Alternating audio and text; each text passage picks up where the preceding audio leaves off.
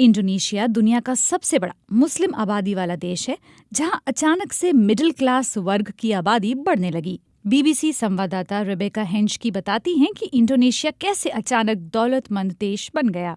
Fridge के दरवाजे पर लगा रंग बिरंगा निमंत्रण बताता है कि ये कोई डॉग थीम बर्थडे पार्टी होगी। मुझे लगा ये कितना प्यारा है और कितना अलग भी। हालांकि इस देश में कुत्तों को ज्यादा पसंद नहीं किया जाता और ना कोई उनकी खास देखभाल करता है। लेकिन ये कोई हैरानी वाली बात नहीं है। एक परिवार ने अपनी 6 साल की बेटी का जन्मदिन मनाने के लिए एक खाली जमीन के टुकड़े को एक दिन के लिए मेंटेंग के एक पार्क के टुकड़े में बदल दिया था, जो जकार्ता का सबसे महंगा इलाका है। सिक्योरिटी गार्ड गली के बाहर हमें एक दूसरी दुनिया में ले गए। असली घास को समतल किया हुआ था। पथरीले जंगल में ऐसी घास होना अविश्वसनीय लग रहा था। वहाँ अच्छे खासे बड़े बड़े पेड़ भी थे और कुत्तों के खेलने के लिए एक जगह बनाई हुई थी।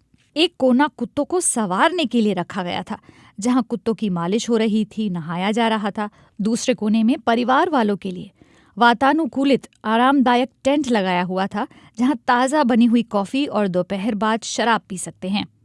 ये शराब महंगी है क्योंकि उस पर काफ़ी टैक्स लगता है। पार्क को बीचों बीच कुत्तों के डिज़ाइन वाले गुब्बारों से सजाया गया था। पार्टी अक्टूबर में हुई थी और मैं सिलावली द्वीप पर पालू शहर पर आई विनाशकारी बाढ़ और भूकंप की रिपोर्टिंग करके लौटी थी, जो बहुत अजीब और मेरे लिए मुश्किल परिस्थिति थी। आप यहाँ से कहाँ जा रहे हैं? मैंने पार्टी में शामिल हुए पेरेंट्स में से एक के कान में पूछा। अगर ये पार्टी आपने की है तो 18वें जन्मदिन की पार्टी कैसी होगी? उन्होंने जवाब दिया, ये जो बच्चे पूछ रहे हैं वो नहीं है, बल्कि ये पेरेंट्स के लिए है। पार्टी से जाने पर मुझे रिटर्निंग गिफ्ट बैग मिला, जो मेरे लाए हुए गिफ्ट बैग से 3 गुना बड़ा था। मुझे नहीं पता मैं अभी भी हैरान क्यों हूँ। इस तरह की पार्टी इंडोनेशिया में हाई क्लास के बच्चों के लिए आम बात बन गई है, जिनके साथ मेरे बच्चे स्कूल जाते हैं। एक परिवार ने Hollywood blockbuster suicide squad film को री-एडिट करवाने के लिए एक कंपनी को किराए पर लिया था, ताकि बर्थडे गर्ल को फिल्म में मुख्य सीन में दिखाया जा सके। बच्चों ने इसे टॉप होटल के बॉलरूम में सिनेमा साइज की स्क्रीन पर देखा। उस समय मैं पापुआ के सुंदर प्रांत की एक यात्रा से लौटी थी, जहां मैं बच्चों के स्वास्थ्य पर रिपोर्ट कर रही थी। वहां बच्चे कुपोषण के कारण मर रहे थे। जब सितंबर में यहाँ क्रेजी रिच एशियन फिल्म आई तो लोगों ने ट्विटर पर क्रेजी रिच इंडोनेशियन से जुड़ी कहानियों को ट्वीट करना शुरू कर दिया, खासकर देश के दूसरे सबसे बड़े शहर सुरबाया में रहने वाले लोगों ने। एक स्थानीय टीचर ने अपने एक छात्र के परिवार के बारे में सोशल मीडिया पर एक छोटा सा व्याख्यान साझा किया, जिसके बाद सोशल मीडिया पर क्रेजी रिच सुराबिया ट्रेंड करने लगा, जिसमें बताया गया था कि वे वैक्सीनेशन के लिए जापान जाते हैं और छुट्टियां बिताने यूरोप। वे इस पर एक किताब लिख रही हैं और इस पर एक फिल्म आने की भी बात हो रही है। हाल ही में सुरबाया की एक जोड़ी ने बहुत ही शानदार और आलीशान शादी की, जिसमें इंडोनेशिया के और विदेश के सैकड़ों मेहमान शामिल हुए, जहां प्राइज ड्रॉ में जैगुआर स्पोर्ट्स कार दी गई। इस इवेंट को लोकल मीडिया ने क्रेजी रिच सुरबायंस इवेंट नाम दिया था। दूल्हे ने वेनिस मकाओ रिजॉर्ट में कई अजनबियों के बीच फ्लैश मॉब डांस में हिस्सा लिया था। देश के पश्चिम में कई लोग अब अपर मिडिल क्लास की ओर बढ़ रहे हैं। इसके बारे में उनके माता पिता ने कभी सपने में भी नहीं सोचा होगा। पिछले 2 दशकों में देश में गरीबी दर में भारी गिरावट के बाद 5 में से 1 इंडोनेशियन मिडिल क्लास का हिस्सा बन चुका है।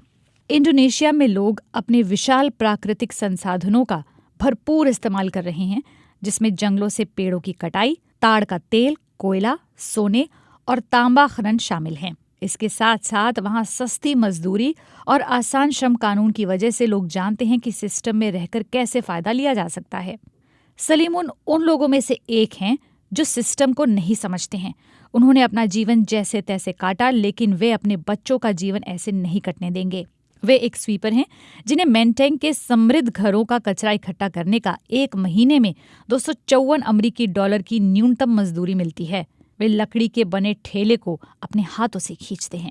मैंने उनसे ज्यादा मेहनती व्यक्ति आज तक नहीं देखा। मेरे बच्चे उन्हें सुपरमैन कहते हैं। वे कचरे से हर काम की चीज निकाल लेते हैं, उन्हें हमारे घर स्टोर करते हैं और बाद में बेच देते हैं। सलीमुन हमारे घर के पीछे बने एक कमरे में रहते हैं, जो हमारी प्रॉपर्टी से जुड़ा हुआ है। जब हम किराए पर लेने के लिए ये जगह देखने आए थे तो वो कमरे में बैठे हुए थे, जिसने हमसे पूछा कि क्या वो यहाँ रह सकता है।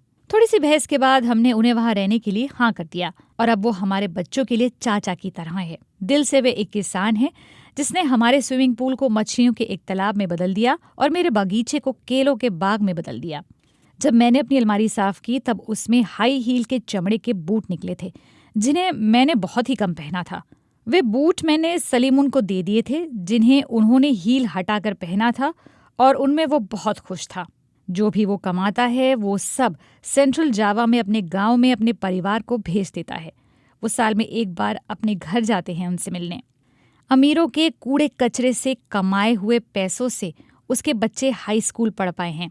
अब वे एक कारखाने में काम करते हैं जहां वे जकार्ता के शॉपिंग मॉल में जाने वाला सामान बनाते हैं। एक बार उसने मुझसे पूछा, ये आईपैड क्या होता है? मेरे बेटे ने कहा है कि ये उसे चाहिए, ये कैसे काम करता है? मैंने उनसे बात की और समझाया कि वो इससे सस्ता टैबलेट ले सकते हैं जो मैं उन्हें दिला दूंगी। एक बार उनकी बेटी कुछ दिनों के लिए रहने आई थी, जो अपने मोबाइल फ़ोन में बहुत रुचि ले रही थी। सलीमुन बहुत अमीर नहीं, मगर उनकी अगली पीढ़ी को पहले ही सामानों का चस्का लग चुका है।